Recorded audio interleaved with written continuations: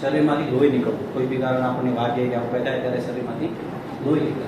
આપણા શરીરમાં કેટલું લોહી હોય ખ્યાલ છે? 4 લીટર. 4 લીટર, 4 થી 4.5. 5 થી 6 લીટર. આપણા શરીરમાં 5 થી 6 લીટર. એટલે મેં સવારે કીધું ને થોડા લોહીના ટીપા પડી જાય તો અમને કોઈ વાંધો નથી. આ એક ટાઈમ્સ ઓફ ઇન્ડિયાનો આર્ટિકલ છે 2018 નો. રોડ ટ્રાફિક એક્સિડન્ટમાં 40% લોકો મૃત્યુ પામ્યા હતા લોહીની ખોટના. રોડ ટ્રાફિક એક્સિડન્ટ એટલે એક્સિડન્ટ થાય એમાં 40% માણસો લોહી નીકળી જવાને કારણે મરી ગયા. બોડીમાંથી લોહી નીકળી જાય. લોહીનું કામ શું હતું? ઓક્સિજનનું ટ્રાન્સપોર્ટેશન. લોહી નહીં હોય તો ઓક્સિજનનું ટ્રાન્સપોર્ટેશન થશે ને, શરીરને ઓક્સિજન મળશે ને. એમ અહીંયા ઓક્સિજન છે ફેફસામાં, આપણે શ્વાસ લઈએ છીએ, પણ અહીંથી લઈ જવાનું કોઈ છે નહીં. એ કોણ લઈ જતું હતું? લોહી. હવે શરીરમાંથી લોહી નીકળી ગયું એટલે માણસ મરી જશે. બે ટાઈપનું બ્લીડિંગ હોય, ધમનીમાંથી અને વિનસ બ્લીડિંગ. ધમનીઓ એટલે જે આપણી જે લોહી જે આપણે ધબકારા જે બધા આવે એ ધમનીઓ કહેવાય, જેની અંદર ઓક્સિજન વાળું બ્લડ હોય. અને શીરા હોય એટલે જ્યારે લોહી પાછું જતું હોય એમાં કાર્બન ડાયોક્સાઇડ વાળું બ્લડ હોય. એટલે જોયા તો ગ્રીન દેખાય. આને બ્રુઝિંગ કહેવાય. જ્યારે કોઈ વસ્તુ આમ મૂંઢમાર કહીએ, મૂંઢમાર વાગે એટલે બહાર બ્લડ ના નીકળે પણ અંદર આ રીતે રેડ રેડ થઈ જતું હોય. લોહી મરી જવું એને બ્રુઝિંગ કહેવાય અમારી ભાષામાં. તો આ બધું બ્લીડિંગ જ છે. આ ઇન્ટરનલ બ્લીડિંગ છે, અંદરની સાઈડ આ બ્લીડિંગ છે. પેટની અંદર બ્લડ નીકળતું હોય તો આપણે બ્લીડિંગ અલગ અલગ રીતે થઈ શકે, પણ આપણે ઇન્જરીમાં આપણને જે બહાર દેખાતું હોય આપણને બ્લીડિંગ એની આપણે સારવાર કરી શકશું. કારણ કે ફર્સ્ટ એડમાં પેટની અંદર કઈ બ્લડ નીકળતું હશે તો એની સારવાર આપણે ફર્સ્ટ એડમાં કરી શકશું નહીં. બાહ્ય રક્તસ્રાવ, આંતરિક રક્તસ્રાવ. બાહ્ય એટલે કઈ વાગી ગયું છે, આમાં જેમ દેખાય છે પેડ વાગી ગઈ છે એના ઉપર નીકળે છે. ઇન્ટરનલ રક્તસ્રાવ એટલે કે બ્રુઝિંગ છે, જે આપણને ચમાકા પડી જાય અંદર બ્લડ. અને બીજું પેટની અંદર કે કોઈ એવી કેવિટીની અંદર કે જ્યાં બ્લડ નીકળ્યા કરે છે આપણને બહારથી દેખાતું નથી. અંદર બ્લીડિંગ છે એવું આપણને કેમ ખબર પડશે? તો કાન, નાક, મોં, જાતિ અંગો એમાંથી કંઈથી આપણને બ્લડ નીકળતું દેખાય. શ્વાસ બહુ સ્પીડમાં થવા માંડે, ધીમે ધીમે એનો શ્વાસ વધવા માંડે, ધબકારા બહુ ફાસ્ટ થઈ જાય. ચીડાઈ ગયેલું પીડા વિશે ફરિયાદ કરે, એને દુખાવો થવા માંડે, ઊંઘ આવે છે અથવા બેભાન થઈ જાય છે. આવું કંઈ બી હોય તમને લાગે આખો માણસ ફીકો પડવા માંડે, પીળો પડવા માંડે. આપણે કે શરીરમાં લોહી ઉડી ગયું કેવો માણસ દેખાય એ ટાઈપમાં દેખાવા માંડે, કારણ કે શરીરમાંથી લોહી અંદર નીકળવા માંડે છે બોડીની અંદર.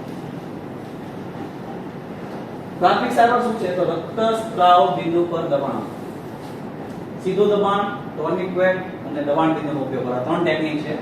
સિમ્પલ સીધું દબાણ એટલે કોને? આપણે સૌ બ્લેડ કે ચાકુ વગેરે આપણે શું કરીએ?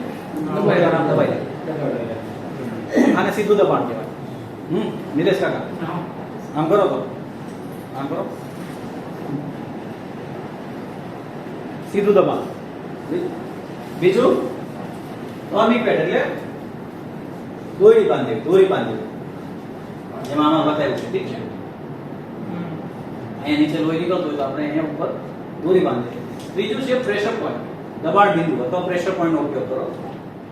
ટોર્નિક્વેટનો ઉપયોગ કરીએ જ્યારે આપણે કોઈ બી દોરી કેવું બાંધી દઈએ ત્યારે થોડી વસ્તુનું ધ્યાન રાખવાનું છે. કારણ કે દોરી તમે ટાઈટ બાંધી દો, સમજો અહીંયા બધી લોહી નીકળે છે, અહીંયા તમે ટાઈટ દોરી બાંધી દીધી એટલે લોહી આગળ જતું બંધ થઈ જશે, એટલે નીકળતું બંધ થઈ જશે. પણ એને કારણે જે નોર્મલ ટિશ્યુ છે એને બી લોહી મળતું બંધ થઈ જશે. અહીંથી લોહી નીકળે છે, બરોબર? તમે અહીંયા દોરો બાંધી દો ટાઈટ દોરડું, એને કારણે આખા હાથને લોહી મળતું બંધ થઈ ગયું. હવે જે હાથને તો ઓક્સિજન જોશે ને, ઓક્સિજનને થતી પેશીઓને નુકસાન ન થાય તે માટે સમયાંતરે ટોર્નિકેટનો દબાણને દૂર કરવું આવશ્યક છે. ઠીક છે? જો પટ્ટીની નીચે શરીરના ભાગનો રંગ બદલાય છે અથવા સોજો આવે છે અથવા ઇજાગ્રસ્ત વ્યક્તિ કહે છે કે ત્યાં કોઈ લાગણી ગુમાઈ રહી હશે તો પાટો થોડો ઢીલો કરો, પરંતુ તેને દૂર કરશો નહીં.